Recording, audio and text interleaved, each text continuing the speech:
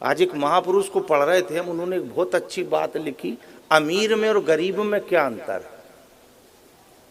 पैसे का तो अंतर है, वो तो हम मान रहे, पर वो महापुरुष ने अंतर अलग लिखा।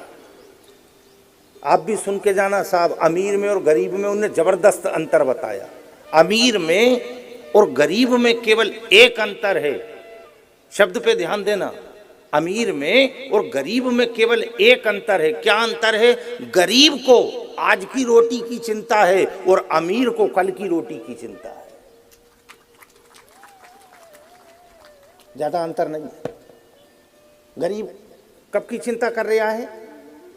आज की। और अमीर,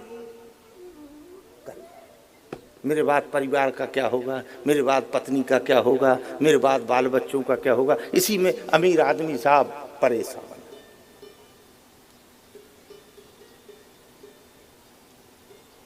इसीलिए तो वो आपसे कहा था शुरू दिन, कोई तन दुखी, कोई मन दुखी, कोई धन बिन रहत उदास, थोड़े थोड़े सब दुखी वे तो सुखी राम के दास। ज्यादा उलझन में मत पड़ो, आपसे निवेदन कर रहे हैं। किसी शायर ने कुछ पद लिखे, वो आपके सामने रख रहे, कोई बचा ना विधि के विधान से, चाहे चलियो कितने शान से।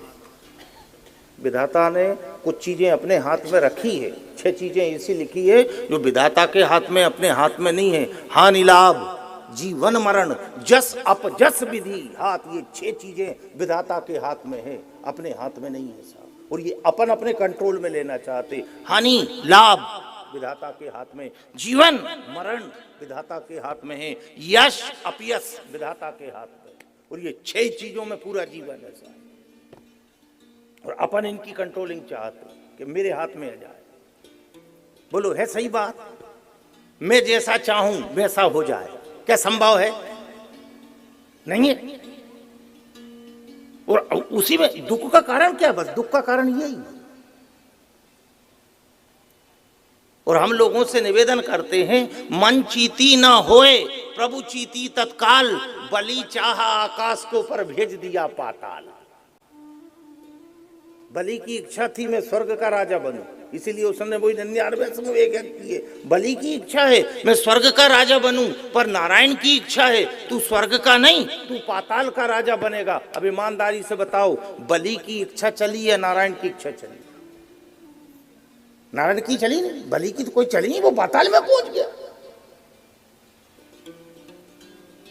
जीवन यहां से जियोगे तो जीवन में आनंद आएगा साहब, तो जीवन में आनंद आएगा, नहीं तो रोते कलपते ही जीवन निकल जाएगा।